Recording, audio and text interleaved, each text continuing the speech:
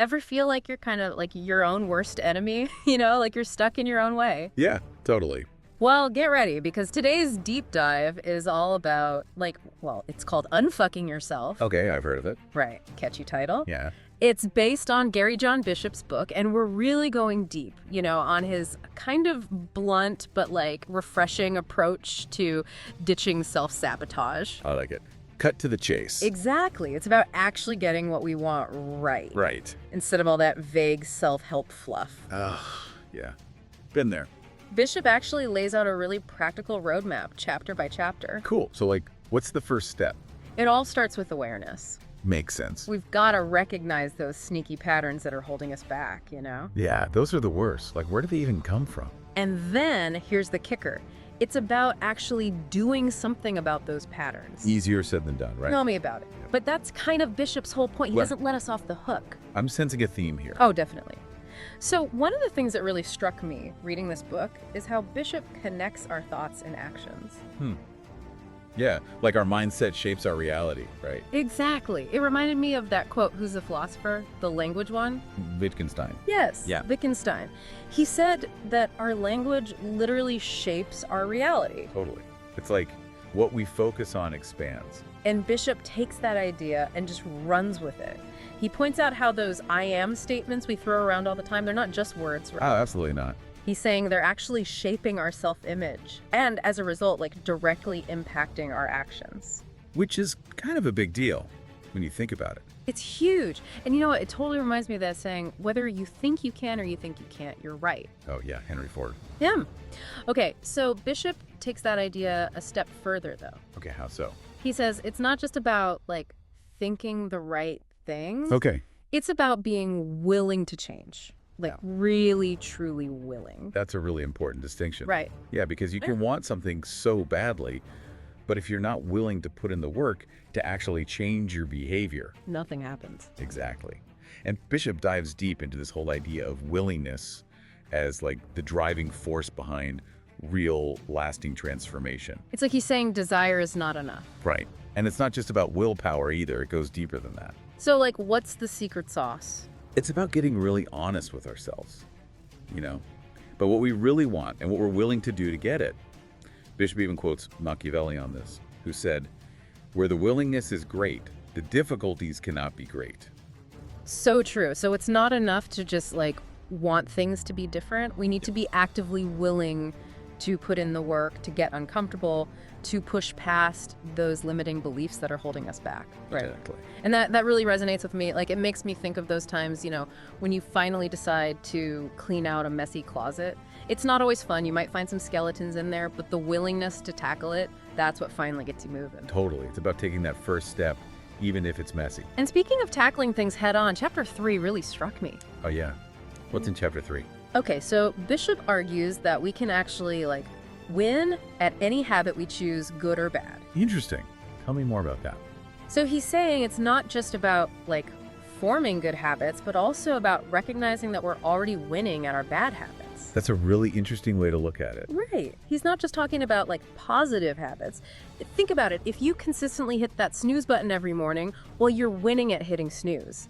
If you always find an excuse to avoid the gym, guess what? You're winning at avoiding the gym. So it's about becoming aware of those patterns and then making a conscious choice to change them. Exactly.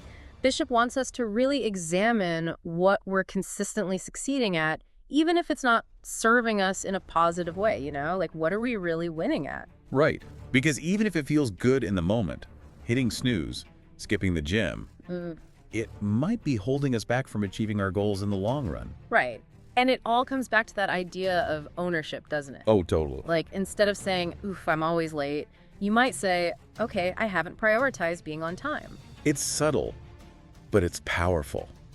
Because it shifts the blame from some external force like time to our own choices and actions. Totally. And that's what gives us the power to actually change it. Exactly. Instead of feeling like a victim of circumstance, we become empowered to take control. So, okay, we're talking about taking ownership, but how do we actually shift from, feeling stuck to really taking control? Well, that's the million-dollar question, right? Right. And Bishop, he talks about the importance of action even when it feels uncomfortable. I can see where he's going with this. He even quotes Theodore Roosevelt, the whole, in any moment of decision, the best thing you can do is the right thing. The next best thing is the wrong thing. And the worst thing you can do is nothing. Classic.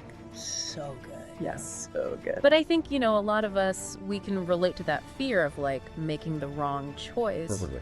Analysis paralysis is real. Ugh, the worst. Right. So then we end up, what do? Nothing. Yeah, it feels safer that way, right? But Bishop's arguing that in action, it is the wrong choice. Okay, interesting. So how do we break out of that? Well, he says that's only through action, through actually, trying things out and seeing what happens, trial and error. Makes sense. You don't learn to ride a bike by reading a book. Exactly. And here's where it gets really interesting. He actually encourages us to, embrace uncertainty. Okay, now that's a challenge. To see those moments of, I don't know what's going to happen as an opportunity for growth. Not as something to be, afraid of. Exactly. It's funny because we're often told to avoid uncertainty, to play it safe. Right. Stick to the plan. But Bishop's saying, hey, sometimes the greatest growth happens when we step outside of our comfort zones. Totally. And this is where his concept of acting as if comes in. One of my favorites. Okay, break that down for me. So he basically says, look, you don't have to feel like it's your day. You just got to act like it. I love that. It's like fake it till you make it. Kinda, but it's deeper than that. It's not about denying how we feel. It's about choosing to act in alignment with, the person we want to become. Regardless of those temporary, negative emotions we might be experiencing. Yes, exactly. It's so easy to get caught up in those feelings and let them dictate our actions. Oh, 100%. But Bishop's reminding us that we have the power to choose our actions, regardless of how we feel in any given moment. So it's about, taking charge instead of waiting for that, perfect moment. Or, that burst of inspiration. Right. Inspiration is great, but it's fleeting. What we need is action. Consistent action. And he emphasizes that our actions, they have a ripple effect. Oh, yeah. How so? So when we act as if we're already confident, capable, deserving of good things. It starts to shift something internally. Totally. We're sending this message to ourselves, And to the world. Yes. This is who I am now. I love that. It's a way of embodying the qualities we want to cultivate. Okay, but I do have a question. Get me. Doesn't this all sound a little too much just sit around and wish for things and they'll magically appear? I see where you're coming from. It's a valid concern. But Bishop is definitely not advocating for that kind of passive wishing and hoping. Okay, good. Because that's not really my style. He's actually really big on personal responsibility, but he presents it in a really empowering way. Okay, I like the sound of that. Right. So he talks about this idea of deserving what we want, but not in an entitled, arrogant kind of way. Oh, got it.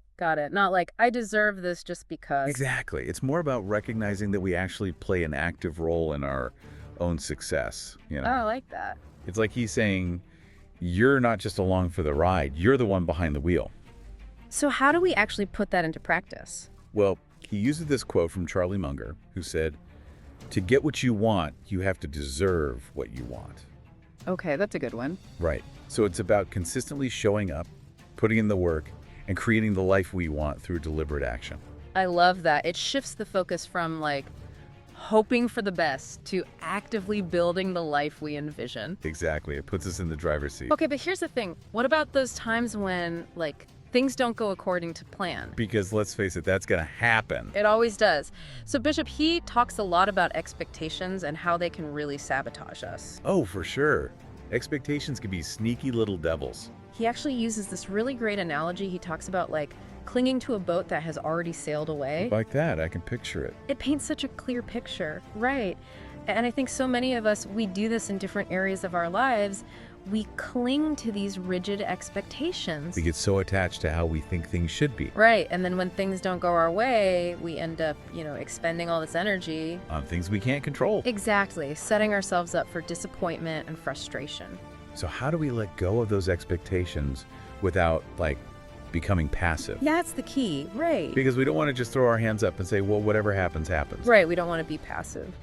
Bishop talks about finding that sweet spot between acceptance and action. He calls it embracing acceptance without expectation. Okay, so instead of like getting stuck in that whole complaint mode, Yeah, the woe is me stuck record. we gotta shift gears, right? We have to figure out, okay, what can I actually learn from this? Exactly. It's like that growth mindset thing, right? Where you kind of look at setbacks and challenges as opportunities to learn and grow. So instead of, ugh, why me? It's, okay, what now? Yes. And Bishop really emphasizes the importance of asking those empowering questions like, okay, how can I adjust? Or what can I do differently next time? So we're becoming like less reactive and more intentional. Precisely. It's about taking back our power from those external circumstances. Because we can't always control what happens to us, but we can always control how we respond, right? Right. You know, it's kind of like that saying, the only constant is change. And I feel like Bishop is saying, instead of resisting that change, like, we should learn to, you know, I don't know, like, dance with it or something. I love that analogy. Yeah. Because it shouldn't be this constant struggle against the current, you know? Right. It can be more like, okay, the current's changing. How can we adapt our sails, adjust our course, and actually use this change to our advantage? And, you know, that brings us to what I think is one of the most powerful takeaways from the entire book. Ready for it? Hit me. He says, you are defined not by what you say you'll do, but by what you do. Mic drop. Right? Like, actions speak louder than words. Exactly. And it's so easy to, you know, talk a big game, to make all these grand plans. Well, tell me about it. I'm queen of grand plans. But it's really our consistent actions that reveal our true selves, wouldn't you say? Totally. It's like, you can talk about wanting to write a book, but are you actually sitting down and writing every day? Exactly. And, you know, I love that Bishop doesn't frame this in a way that, like, feels overwhelming or shame-inducing, you know? Because it could go there really easily. Right. But he's really good about recognizing that real change, it's a process. It's not about, you know, achieving this perfect state of, like, self-actualization. It's about the journey, not the destination. Exactly. And sometimes, you know, it's messy and it's 2 steps forward, 1 step back. Or like, sometimes it's 1 step forward, 2 steps back. Totally. And that's okay. What matters is that we keep showing up, keep trying, keep learning, and keep growing. So it's like progress, not perfection. Precisely. And he actually talks about being kind to ourselves throughout the whole process, you know, acknowledging our humanity. Like, we're not robots. Thank goodness for that. Right. We're allowed to have off days. We're allowed to stumble and make mistakes. What matters is that we learn from those experiences and, you know, keep moving forward. And that we celebrate the wins, even the small ones. Yes. Yeah. Because those small wins, Yeah. they add up over time. Totally. Like recognizing those moments when, you know, maybe fear creeps in or self-doubt, and then making that conscious choice to act anyway. Yes, that's where the magic happens. Yeah. It's about showing up for ourselves even when it's uncomfortable or we don't see immediate results. It's like we're building trust with ourselves, you know? Absolutely. And I think it's so fitting to wrap things up with a question that Bishop asks toward the end of the book, okay? Okay, I'm ready. He says, if your life was a movie and you were watching it right now, would you enjoy watching the main character, you? Oh, wow. That's a powerful question. Right, and it's not about judging ourselves. It's about really taking an honest look at the choices we're making and the life we're creating for ourselves. Are we the kind of main character we'd want to root for? Are we living a life that's both fulfilling and authentic? It's a really great prompt to keep in mind, you know, as we continue to kind of unfuck ourselves and create lives that we're really proud of. And on that note, I think that's a great place to wrap up this deep dive. It's been real. Totally agree. So, to all our listeners out there, thanks for joining us on this journey into the world of unfucking yourself. Remember, you're the author of your own story, so go out there and make it a good one. Thank you for watching. If you're passionate about learning and want to level up your knowledge, make sure to hit that subscribe button. On our channel, we break down the best books into easy-to-digest summaries that will help you become smarter, think critically, and make better decisions. Don't miss out on your chance to grow and stay ahead.